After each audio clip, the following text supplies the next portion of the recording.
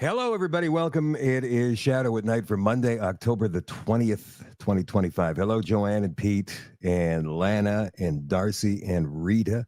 These are all folks in the Telegram group, the Shadow at Night community there. I had to remove a couple of people there this weekend, and it's not what you think. It's not like they were being nasty or anything. It's just that sometimes you get these accounts that wend their way into Telegram groups to put up posts that say, invest in this because this guy helped me get out of debt and now he can help you and da, da, da, da, da.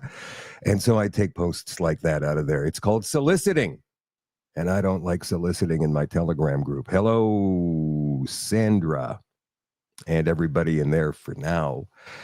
Welcome to the show, you guys. Pierre Poilievre is asking the Carney government to keep the deficit below $42 billion. It just seems so astronomical when you put a B in there instead of an M. And so that's why I make that mistake from time to time, because you just can't even imagine even the magnitude of $42 million, never mind 42 billion for people like us, right? But he's asked the Carney government to keep the deficit, our yearly trading deficit, under that.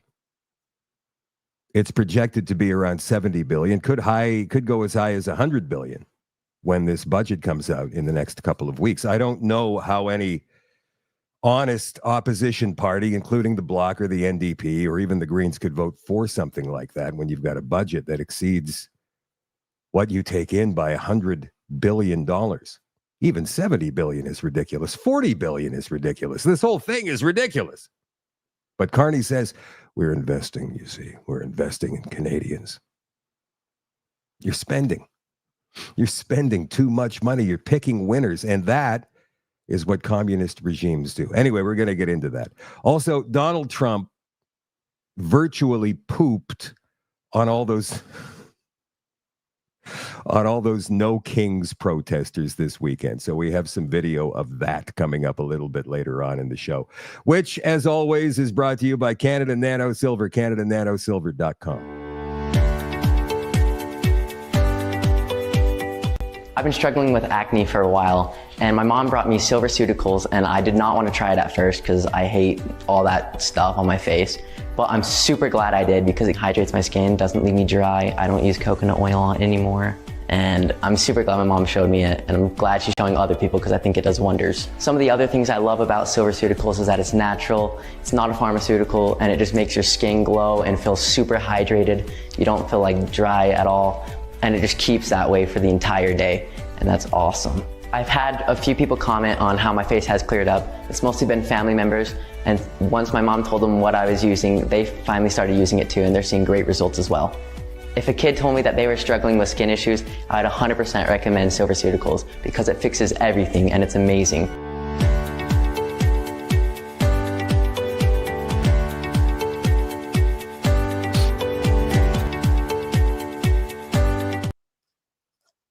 I don't know how the Regina Health and Wellness Show went for our friends Kevin and Anna with Canada Nano Silver this past weekend.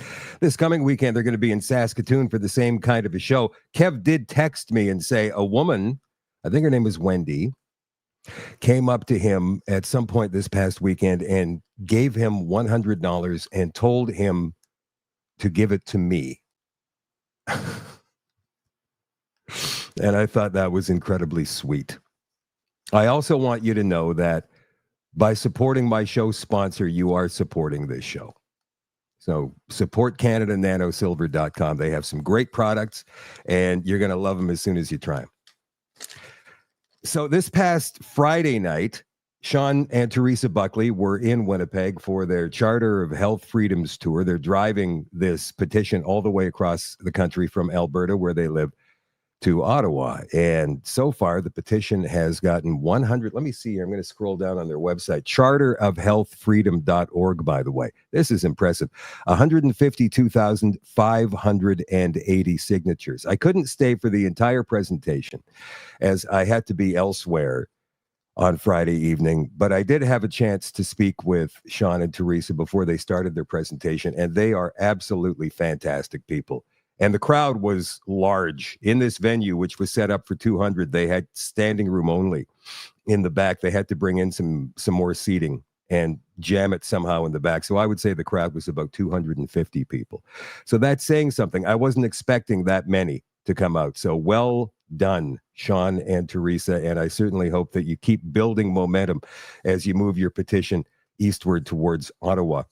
Their schedule of events and stops is on the website. Again, it's charterofhealthfreedom.org. So while I was at the event briefly for like a half an hour on Friday night,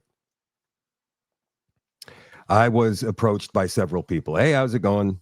You know, all of that stuff. And this one lady came up to me and was asking me how she could sign up for the website, because she says she's going to miss the show on Facebook or on X or whichever platform she watches on. I can't remember.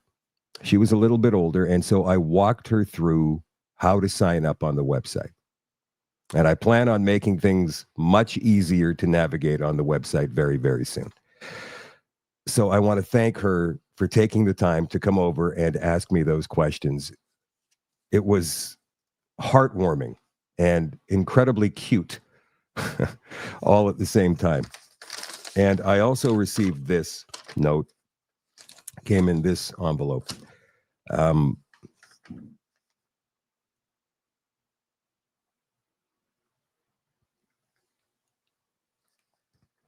Dear Shadow, just to let you know, this is not a charity donation. They put $100 in the envelope. Thank you. This is for a job well done. We appreciate what you do. Thanks, Chris and Debbie. I keep these, by the way. I get them from time to time. I don't know, a couple hundred over the years, and you keep them for your scrapbook. So thanks very much. There's a misconception out there that this show is ending. It's going away. It's no longer going to exist. This is not the case. It will continue on the website, shadowdavis.com. SHADOE, just like it says at the bottom of your screen, SHADOEDAVIS.com. That's where you go to subscribe, not Facebook. There's a subscribe thing on my Facebook page, which just reached 70,000 followers, believe it or not, like 2 hours ago. I think that's awesome. Thank you. But there's a subscribe function on my Facebook page. I cannot get rid of it. I've tried everything I can think of to get rid of it. I've even talked to Meta representatives. I can't get rid of it. So do not subscribe on Facebook. Subscribe at the website, shadowdavis.com, if you're planning on doing so. The show will continue. Like I say, it's going to be a little bit different. Probably not as long, but it's going to be a little bit different. And if you are planning to subscribe, you can go ahead and join the Telegram group as well, the Shadow at Night community on Telegram. That's where all kinds of wonderful, wonderful people are during the show. And then throughout the day, they post cool stuff in there and they sit and talk amongst themselves. And I think that's fantastic. So yeah, make sure if you're going to subscribe that you join that group on Telegram. Also, some people are asking me, can I sign somebody else up, somebody who can't afford it? That's up to you. That is at your discretion. I haven't developed any kind of official program for that. But the thing is, this is going to sound terrible to say, but there could be some people out there who are just looking to get something for free. They can well afford it themselves, but they want somebody else to pay for them. And so the vetting process that you would have to put somebody through if they're strangers, if you don't know them, if you don't recognize their name. That process would be painful. Like, seriously, you can't afford $115 for a year? Like, how much money do you make? What do you spend your money on? And that kind of thing. I know that I've been burnt enough over the years that there's no way I would ever step up and pay for somebody else unless I knew they needed it for real. If they could afford it themselves, then I would say, well, go ahead and buy one for yourself, man. So you see, that's the problem there. Having said that, some people have already done it. It happened a half a dozen times over the weekend. And I made a point of asking, did you vet the person that, oh, I knew them. I know them from 2 or 3 years ago. I met them in the comment section of your show. So I thought that was pretty cool. Anyway, Pierre Poilievre, let me see if I can throw this up on the page. Oh, wait a minute. That's still the Sean thing. You know what I'm going to do? I'm going to put this in the comments, you guys. I'm going to put this in the comments so you can sign it yourselves in case you haven't yet. This is the Charter of Health Freedom that Sean and Teresa Buckley are taking across the country. I'm going to put it into Rumble here as well. Hello, Ruby, by the way, and Glorence and Patricia Crivier is there as well. You go, girl.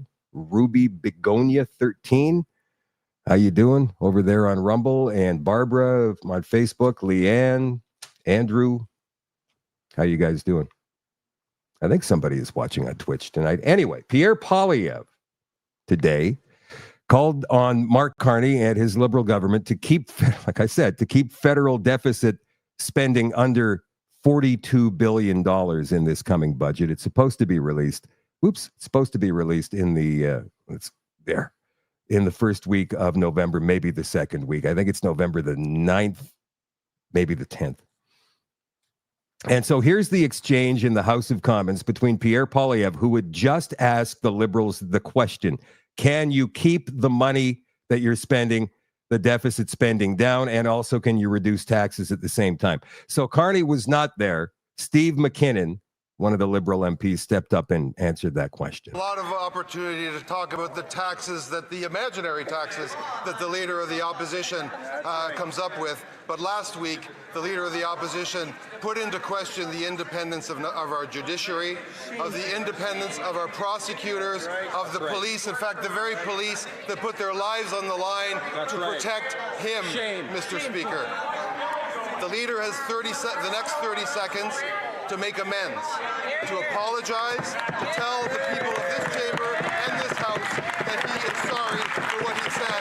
We don't do that in Canada, Mr. Speaker. So they are defending the very institutions that run cover for them. Of course they are.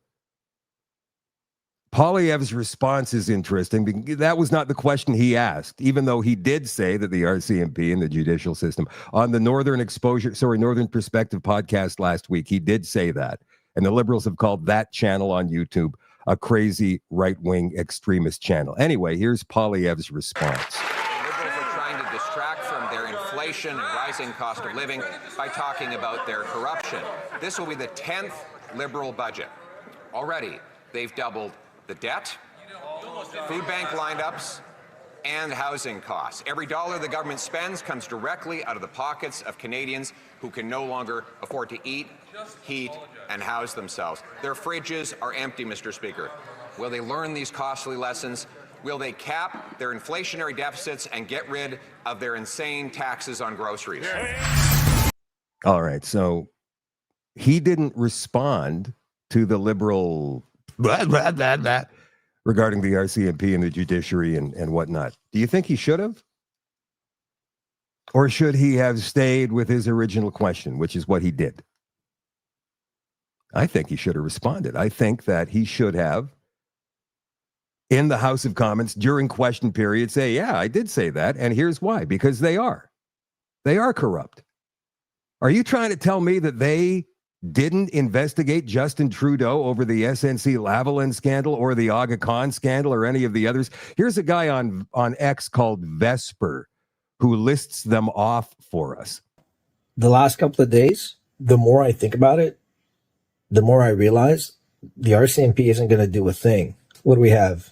We Charity, we have SNC-Lavalin, we have the Aga Khan, we have numerous ethics breaches. We had the ArriveCan scandal. We had and have the SDTC scandal where they threatened to shut down all debate. We've run through what, 3 commissioners for ethics so far? Yeah, I don't think the RCMP is going to do a thing. Democracy Watch is completely correct. They serve at the pleasure of the prime minister. There is no independence. And I don't think RCMP needs to pretend anymore. I mean, what are we talking about? At least 10 different scandals. You mean you found absolutely nothing wrong from anyone, from any government in the Liberal Party? Nothing? That's hard to believe.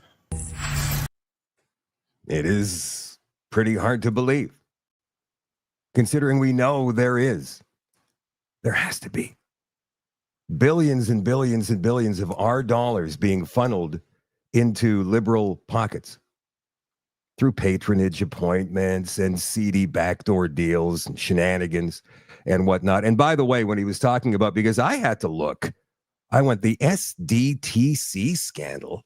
Which one is that?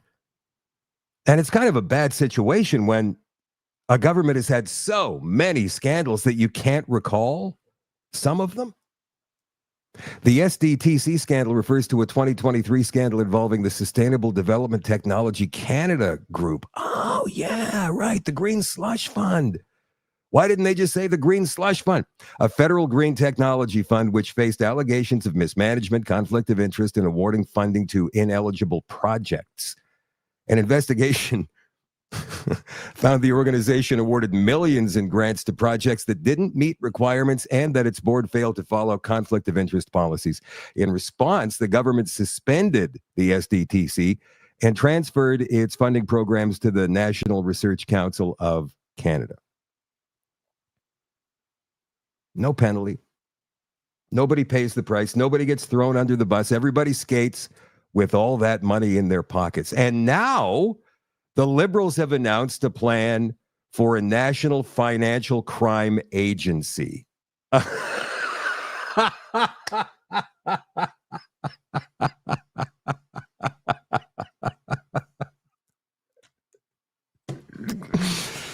This government, it's going to target online scams, they say. New measures, part of November 4th is the budget. My apologies, I got the date wrong. November 4th budget, the finance minister, this guy here, François-Philippe Champagne. The government will introduce the strategy on November 4th as part of its fall budget, Champagne said at a press conference. The announcement comes as and it's a minority government. People keep forgetting, but it is. As the minority government looks for a partner in Parliament to help pass its financial agenda. This is a big, bold step, Champagne said. As fraud becomes more sophisticated, more Canadians are being impacted. Yeah, like your government, man. Increasingly intricate financial scams like ghost texts, phishing links, phony bank emails pose a growing threat to Canadians, the minister said.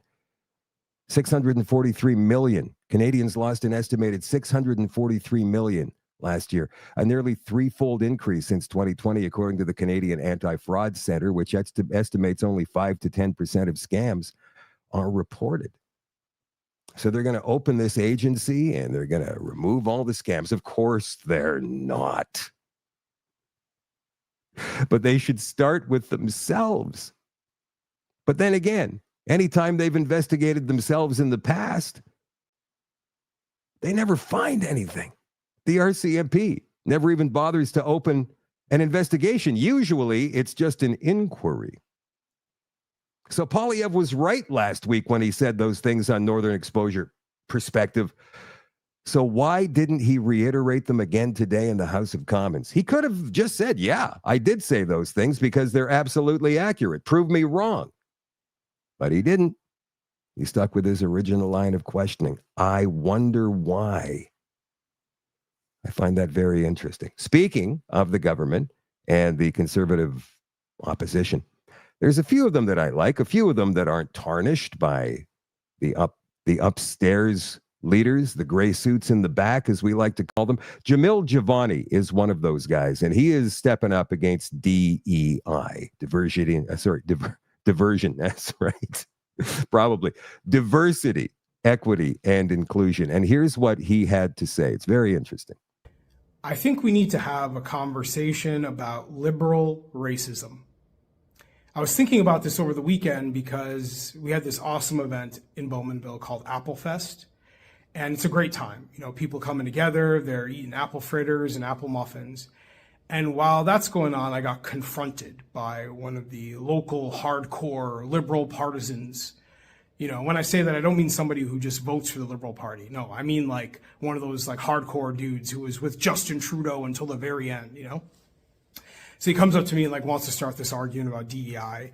And so I'm like, cool, like let's have a conversation. But instead of it just being a conversation, he really just wanted to like prove he was smarter than me, you know, and like make me feel bad, like drag me down, right? Like tell me that I don't understand and that, you know, make me feel like I'm very uneducated compared to him.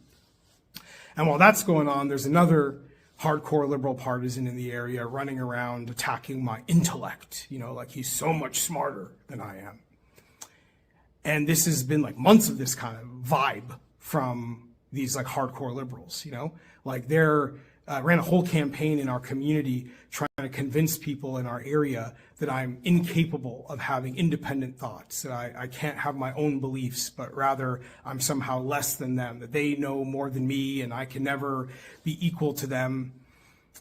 And it's like kind of disturbing, to be honest. Like it's been like months of this and it's starting to feel like phrenology type stuff, you know, like Leonardo DiCaprio and Django Unchained. Like these guys want to bring out some 19th century instrument to measure the size of my skull. It's weird, right? And these guys should know better than to have this way of treating people. You know, one of them is a counselor in Clarington, another one a former school principal, and yet they feel so entitled to like talk down and like demean people, right, who think differently than them. Like they think they know how a member of a minority community should feel. And if you don't say what they think, then somehow they feel like they can police you and tell you what you're supposed to think. It's odd stuff. And you kind of mix that with the fact that these guys are like enthusiastic supporters of DEI. Oh, they can't get enough of DEI. And it makes you wonder, like, why are they so keen to advance policies that assume the inferiority of others? Because that's kind of what DEI is, right? It's this idea that people from minority communities can't get ahead, can't succeed without liberals extending this unique special treatment and unique generosity to us. I find it disrespectful. Disrespectful to me, disrespectful to people who look like my father, my family, you know, some of my neighbors, some of the people I go to church with. It's this very paternalistic attitude that we need the liberals to give us these special benefits and these special things, as if we can't compete and do well based on our own talents and abilities. Now, I understand there may be people in minority communities who like this DEI stuff. There may be people in minority communities who like these liberal policies, but there are a lot of us who don't, and I'm one of them. I don't like it. I don't like feeling like other people get to look down on me and extend pity to me as if I'm less capable than they are. I don't like that. And in fact, I believe that a lot of people in minority communities just want an economy that creates opportunity. For those of us who are hustlers and strivers and dreamers and builders, we just want to see the fruits of our labor. And I think that's what's gone wrong in Canada right now, is that we're not able to see the fruits of our labor. None of us, regardless of what you look like. And we don't have an economy that is giving the right opportunities to those who are willing to work hard for them. So to me, this is what liberal racism is. It's this idea that they get to put you down, they get to demean you, they get to tell you that you're less than them, but then also tell you that they're your savior, that liberal DEI policies are going to be what gets you ahead in life. I think we have to reject liberal racism. And I'm very comfortable saying I don't support liberal racism. And as the Member of Parliament for Bowmanville, Oshawa North, I will stand up against it unapologetically. Shout out to the wonderful people in Clarington and Oshawa. Appreciate you very much. Let's restore the North. Let's restore the promise of Canada. You know what his story is? His story is that he was hired by a talk radio station in Toronto owned by Rogers Communications to host a nighttime talk show because he was black. And when they found out that he didn't hold their traditional left-wing views, they fired him. They fired him. He's got a lawsuit against them right now for wrongful dismissal. But that was the whole thing. They hired him based on the fact they thought he was going to say the things they wanted him to say because he was black. Did they not find out he was a conservative in the job interview? No, because you're not allowed to ask that stuff. It's DEI. He was hired for the color of his skin. And they certainly got a surprise and fired him. And it didn't take long, maybe a month.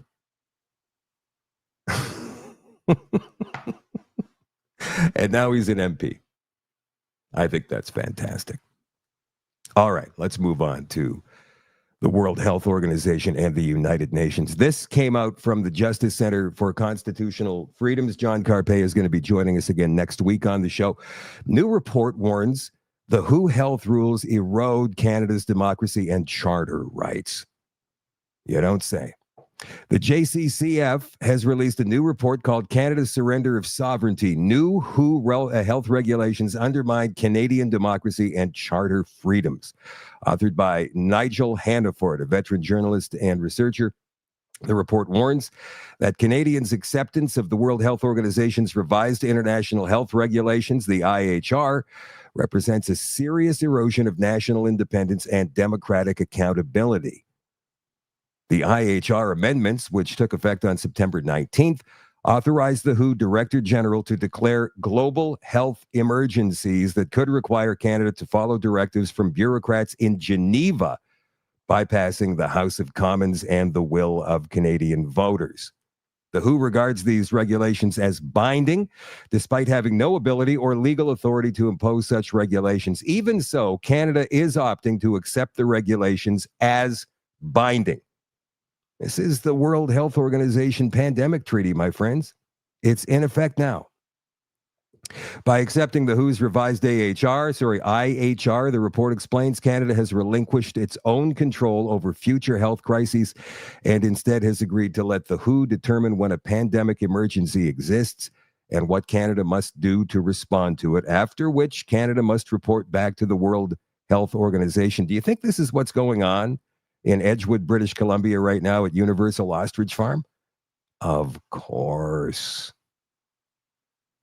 In fact, under these international health regulations, that's why you can't get any government officials to talk about it.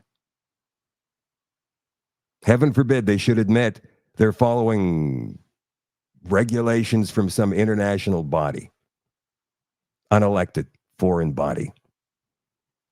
Under these international health regulations, the WHO could demand countries like Canada impose stringent freedom-violating health policies like lockdowns, vaccine mandates, travel restrictions without debate, evidence review, or public accountability, the report explains.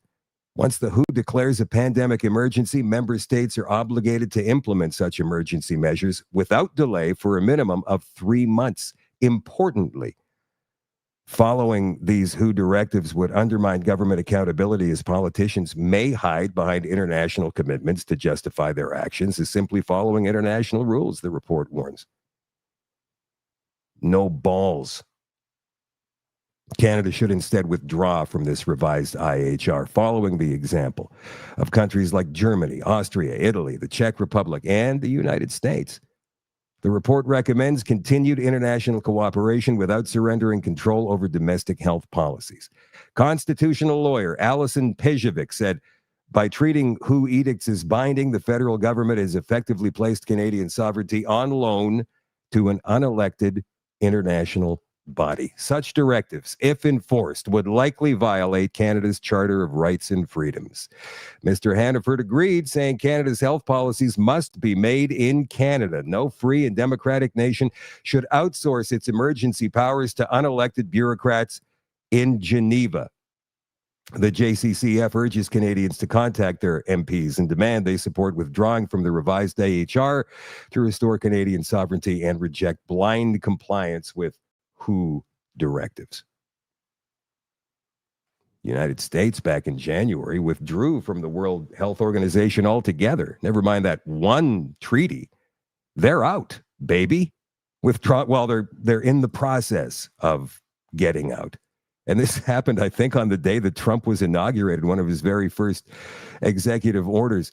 By the authority vested in me as president by the Constitution and the laws of the United States of America, it is hereby ordered. The United States noticed its withdrawal from the World Health Organization in 2020 due to the organization's mishandling of the COVID-19 pandemic that arose out of Wuhan, China, and other health crises, its failure to adopt urgency needed reforms, and its inability to demonstrate independence from the inappropriate political influence of WHO member states like China. In addition, the WHO continues to demand unfairly onerous payments from the United States, far out of proportion with other countries' assessed payments. China, with a population of 1.4 billion, has 300% of the population of the United States, yet contributes nearly 90% less to the WHO. So anyway, he goes on and on and on and on and on. Finally says, we're going to get out of the World Health Organization. I think that's great. The World Health Organization, by the way, is an arm of the United Nations. And now the United Nations, this is kind of big news that flew under the radar these past couple of days. I'm not sure if you guys knew about this one. The UN has delayed their global carbon tax amid U.S. pressure. I think I have, let me see if I can find this here. I think I have a screenshot of Donald Trump's post on Truth Social this past weekend. Here it is here. Let me throw it up for you. I'm outraged that the International Maritime Organization is voting in London this week to pass a global carbon tax. The United States will not stand for this global green new scam tax on shipping and will not adhere to it in any way, shape, or form. We will not tolerate increased prices on American consumers or the creation of a green new scam bureaucracy to spend your money on their green dreams. Stand with the United States and vote no in London tomorrow. So that is kind of along the lines of this thing here. The United Nations has postponed the implementation of this global carbon tax on shipping emissions following significant opposition from Donald Trump in the United States. The International Maritime Organization voted to delay the adoption of the net zero framework by 1 year, with 57 countries in favor, 49 against, 21 abstentions. Boy, man, if those abstentions would stand up and say, F off, this thing would go away. And maybe that's what Trump is working on right now with his ambassadors in these countries. The U.S. under Trump played a pivotal role in this decision, with Trump labeling the proposed tax a global green new scam and vowing that the U.S. would not comply, according to Reuters. So that's good, because you know that Canada is going to comply. What does Mark Carney have to do with this? What do you think he's got to do with this? Well, Mark Carney was the envoy, the UN. I've got an interview with him from this past weekend. Mark Carney was the UN special envoy for climate change after he left his role as the governor of the Bank of England. And look, there he is right there, United Nations Climate Action. Mark Carney, investing in net zero climate solutions creates value and rewards. Mark Carney is the UN Special Envoy for Climate Action and Finance, coming from a blah, blah, blah, blah, blah. Do you think he wasn't in their ear about this for the past 10 years? Do you think he is not an orchestrator of this? And if Trump demolishes his global shipping carbon tax, that may just be the end of all of this crazy nonsense. It may be, but then again, it may not be. But it will be a definite, significant dent in their plans. What are their plans anyway? For newcomers who don't know what the UN plans are, you guys ever hear of Rosa Koire? She's the one that introduced me personally, and maybe you too, to the idea of 15-minute cities a few years ago and the Wildlands Project. She's dead now, but that video she did, I think it came out in 2017. Was absolutely amazing at illustrating what the UN global agenda is for the 21st century, at least what it was. Obviously, it's been going through some permutations these past few years as more and more people wake up. But here is something she said a few years ago. Nations Agenda 21, Sustainable Development. It is the inventory and control plan.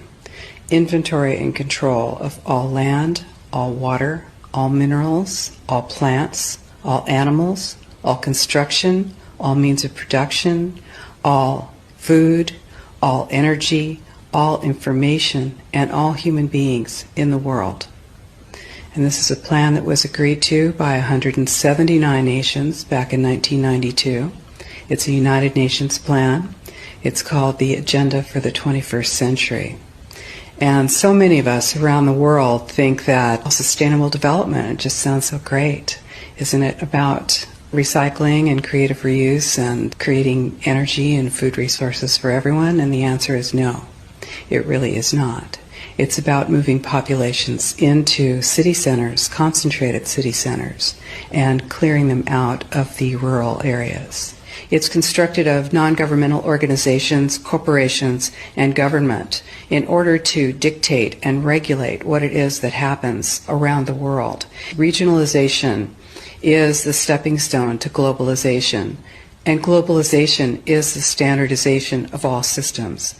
All systems have to be brought into harmony in order to control them all. And the goal of Agenda 21 is one world government and total control from a central unit. The principles are public-private partnerships, which is fascism. And this is how it's implemented on the ground, is through this joining together between corporations, non-governmental organizations, and governments in order to cut out the actual individual, your voter, and instead to take that to a level where we literally cannot penetrate. This is a corporatocracy. It's a totalitarian state being developed right now all over the world while we are moving towards the end game. We are not there. And this is the opportunity that all of us have now to stand up, to speak out. We are free, and we need to continue to be free. And I do believe that we will win, but we have to become aware that there is a fight. Now, I know I said earlier that people are waking. They're waking up. Many people are waking up. So if you think that we are sitting here in a vacuum, in an echo chamber, you're wrong. People have been waking up. They sense that there's something wrong. They can't figure out what it is. Like, why is this happening? How is it that they can have charities raising billions and billions and billions of dollars for 50 or 60 years and still come up with no cure for cancer, or have not been able to somehow win the war on drugs? Because they don't want to win the war on drugs. They don't want to come up with a cure for cancer, in my opinion. They want to keep the gravy train rolling. And people are starting now to catch on to this, combined with everything they've seen roll out these past 5 years. And I am very, very happy to see this happening. Start questioning everything. Everything. Do I want to have zero faith in our judiciary? Do I want to have zero faith in the RCMP? Of course not. I want to be able to trust our national institutions. But inside, I know I can't. And the more we expose this stuff, the more we have these conversations, the more we talk about it. And it doesn't need to be on a show like this. It can be at the kitchen table. It can be in the garage over a cup of coffee. Just make people go, really? Yeah. And then ask them why. Why do you think all this weird stuff is happening? Like, why? Why does the government want to impose censorship, hate speech laws when they already exist? Why does the government want to be able to read your mail without oversight? Why? I don't know. For my safety? Isn't that what they told you during COVID? You see, there's all kinds of great conversations that we can have. Why is the government pushing made medical assistance in dying so hard. When this program was first conceived of, it was for people who were at end stage in life, going through incredible agony in order for them to save their dignity, right?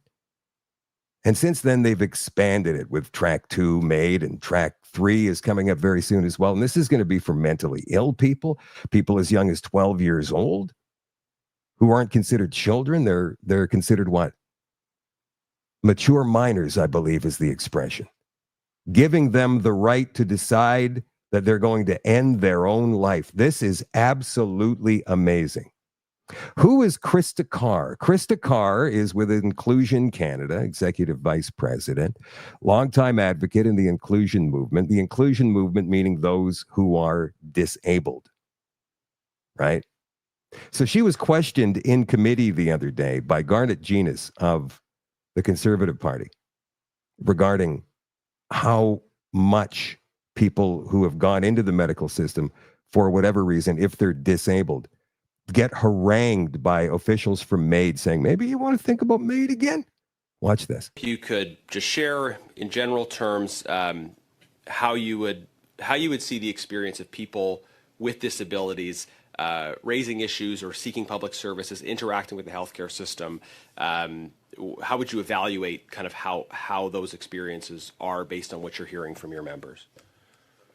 Well, I think in all transparency, I think since the bill was brought in around Track 2 MAID, which made people with disabilities the only group eligible for medical assistance in dying when they're not dying, that has certainly changed people's interaction with the healthcare system quite dramatically. People with disabilities are now very much afraid in many circumstances to show up in the healthcare system with regular health concerns because they're often made as suggested as a solution to what is considered to be intolerable suffering that happens to be caused by some of the things like that this committee addresses, like poverty and the situations that people with disabilities disproportionately find themselves in compared to other Canadians. Okay, that's very striking, and I don't want to be accused of putting words in your mouth, but it sounds like what I'm hearing you saying is that people who have disabilities are interacting with healthcare, seeking other kinds of public services, are proactively being offered MAID when they're seeking completely different services. Is that? That is correct. Okay, that is what I am saying. Is that is that common? Are you hearing about that a lot, or is it weekly? Mm-hmm. Okay. You're hearing weekly complaints from people who live with disabilities who are seeking other kinds of services, and someone says to them, well, have you thought about MAID? Yes. And what do you think we should do about that as legislators? Do you think we should try to stop government officials from proposing MAID to people who are not seeking it, who are seeking other kinds of supports and services? Well, I think the disability community has made their case that we should repeal, and the UN CRPD committee has also affirmed that Canada should repeal Track 2 MAID completely. But I think in the interim, anything that anyone can do to limit this from being pushed on people with disabilities who are seeking support to live would be a welcome change. Probably not something this committee can deal with, but in your individual capacity as legislators, I'm sure you can. People are having this nonsense pushed on them. Now, how does that happen, I wonder? Do the people who run this program call the different health ministers in the different provinces and they say, hey, look, we'll give you money if you can get your doctors to push MAID on people? And so that money kind of trickles down from the federal government to the provincial government. I'm going to have to look into this, maybe see if I can dig it up. Goes to the provincial government, then down to the medical associations in whatever province, and then down to the doctors who decide they want to push the MAID. Psychiatrists, too. That'd be a big one for psychiatrists and psychologists, don't you think? And maybe they get financial rewards if somebody decides that they do want MAID. And then what happens after? Somebody takes MAID, somebody who should not be dead. Let's say it's a 17-year-old. You know, my son, his roommate's girlfriend, 23 years old, decided she wanted MAID because she was depressed. She got it. She's now dead. The effect that has on friends and family is overwhelming. She was 23 years old. She could have worked her way out of this going forward. We've all been depressed, and I totally understand dark depression, clinical depression versus just being depressed one day. I get it. I've been down that road. I totally understand. But it is something you can work out of instead of taking MAID. Did you know, and this story came out in January, which I covered back then, we'll cover it again. Canada leads the world in organ donations from euthanasia. Canada leads the world in organ donations from euthanasia. And how much money is a kidney worth, or a heart, or a liver, or eyes? This is a scam. This is a complete and total scam. And you're never, ever going to hear about that on the left-wing corporate media. CBC is launching a court fight to keep their subscriber numbers confidential for that service they call GEM. I don't even know what that is. Like, what is it? They have filed an application in federal court to fight an order directing them to disclose subscriber numbers for their GEM streaming service. The Information Commissioner ordered CBC to make available the number of paid subscribers to GEM following an access to information request for the data. CBC Radio Canada President Marie-Philippe Bouchard told the Canadian Press the subscriber numbers are sensitive commercial information.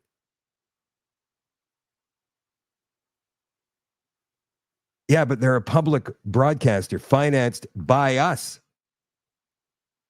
They should have to disclose all financials at all times, period. That confidentiality matters when it comes to things like commercial negotiations on bundling GEM with other streaming services, Bouchard added. That is nothing but a pile of dog shit. I'm actually not sorry to say. I'm happy to say. She's lying. She's lying. It's a throw-in. That's all it is. You know what? It's like when I used to work in radio, they would sell a certain commercial package to whomever, right? And they'd throw in a bonus. Oh, you get free commercials overnight for 2 weeks, overnight between midnight and 6 a.m. Not that it's a big deal, but it sounded like a big deal. Free commercials? I don't care if they're on at 4 o'clock in the morning. That's awesome. Well, that's what they do with GEM. Because the subscriber numbers are so low, they'll say, look, we'll go ahead and we'll do the package for 2 weeks with you guys on the CBC. You get 7 spots every night for 2 weeks. We'll throw in GEM for you as well. No big deal. That's exactly what it is. They don't charge anybody for GEM, advertising-wise, and they're already taking subscription money for it. It's a scam. It's another scam. It's crazy. All right, speaking of the UN, let's stay with that theme. UNDRIP, you know that thing? And the fact that recently the Supreme Court of British Columbia said, you guys, the Cowichan tribe, can have this amount of land back, because Canada's not a real country, obviously, and there's people who own homes on this land. So the city of Richmond is holding an information session with landowners on this Cowichan tribes case. The BC Supreme Court ruled Cowichan tribes have the right to 7.5 square kilometers of land in Richmond. Originally, it was supposed to be, oh, look, there's not really anything developed on this land. We saw the map of it. But maybe there is. Maybe those boundaries have changed. So David Eby, the Premier of British Columbia, was asked about that today. Is he concerned? Well, David Eby actually mocked the private property concerns at first. The Juno News headline here, after mocking private property concerns, mocking them because communists don't believe in private property. Eby is now suddenly worried about this Cowichan decision. And here he is. Premier David Eby, for you, Malcolm Brody, the mayor of Richmond, sent a letter to residents on the weekend about a town hall that they are having. He's also said around the Cowichan lands decision, he said that he wants certainty for both the province and the federal government around arguing in appeal that private ownership should be protected from any decision. Is that the argument that you plan to make on appeal? And John Rustad has also raised concerns saying that you're not moving fast enough here to provide certainty, and that he believes that you should not be negotiating with First Nations while this appeal is underway. What do you say to both those ideas? Thanks. I share the concern of Mayor Brody about the implications of this decision. It's a big deal. And it's crucial for our economy, for just the basic economics of a family, that people understand their private property rights. That's the basis of how things work in the province. So clarity and resolution is urgently needed. And yes, in the appeal, of course, we are arguing to defend those private property rights of those homeowners and for certainty to ensure that businesses can make the decisions to invest that they need to make. Hey, you guys signed the agreement. You knew what was coming. We've all known what was coming for years. For years. Oh, you're a conspiracy theorist.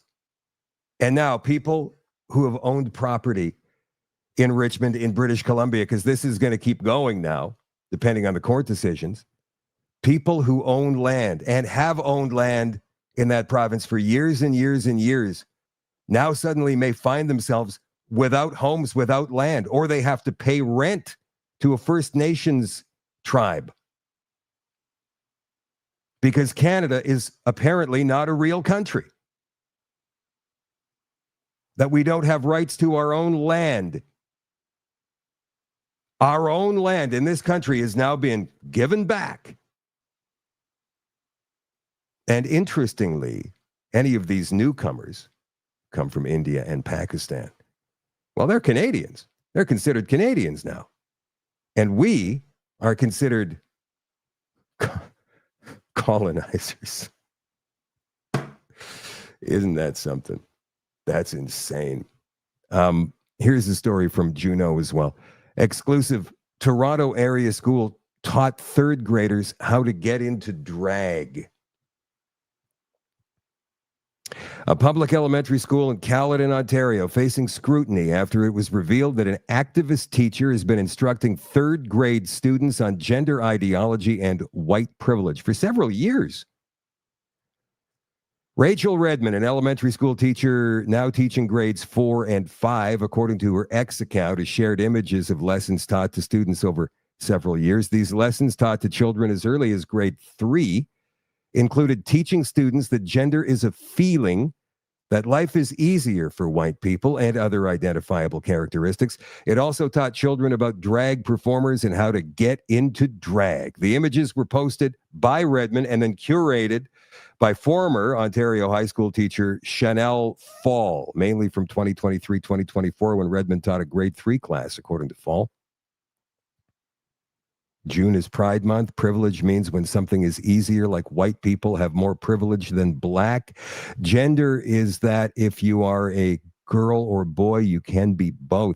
This is being taught as fact to kids who are 7 and 8 years old.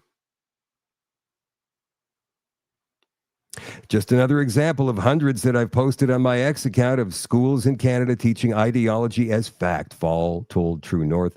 It's not a one-off where the teacher will be exposed and fired for misconduct. Sadly, this is what the Ministry of Education and, by extension, Ontario school boards think is appropriate in schools. She said the ideological activism is being pushed in elementary schools is completely out of line and out of touch with what ordinary parents want. And I would say she's absolutely correct in saying that. So the No Kings protests happened over the weekend in cities all across. the United States of America. I'm sure you've seen some video if you spend any time on X and Facebook. Apparently, millions and millions of people gathered to protest Donald Trump and his policy since January. Well, a lot of what you saw online is actually not real. A lot of those aerial crowd shots were from World Cup matches or from Thanksgiving Day parades from years ago. So when they say to you, some network like MSNBC, for example, when they say Boston, they don't say Boston today. They don't say Boston for the No Kings protest. They just say, this is Boston. And you mentally put together that this was a huge protest. But they're lying to you. They never said, this is the No Kings protest in Boston. You see how they do it? That is what we're going to be talking about in the extension tonight. How you're being manipulated. How we are being manipulated by the media. So anyway, Donald Trump saw all this going on. And it wasn't as much as we're being led to believe. And he released a video, an animated video of himself getting into an aircraft and releasing what looks to be feces on the crowds. And here it is, followed by comment from Speaker of the House, Mike Johnson.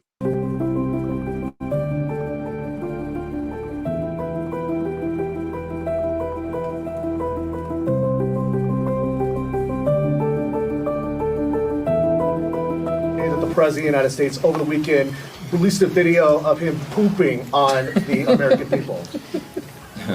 The president uses social media to make the point. You can argue he's probably the most effective person who's ever used social media for that. He is using satire to make a point. He is not calling for the murder of his political opponents, and that's what these people are doing.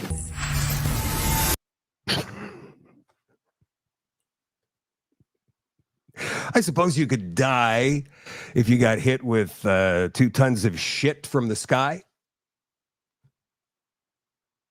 It was an animation. I thought it was funny. And the other side, they're losing their minds. I saw a couple of Facebook posts today. One from an old radio consultant that I used to know years and years ago. I can't believe that Donald Trump would do such a thing. Dude, calm down, relax, chill out. He didn't really do it. It was a little video that he shared, 15 seconds long. It's crazy, man. It's crazy. So who was funding these No Kings protests that weren't so well attended as they make us or lead us to believe? George Soros. You know, I do have to hand it to Glenn over at Blaze Media for following the money almost all the time. George Soros foundations fund No King protests against Trump. You can see this on the Blaze.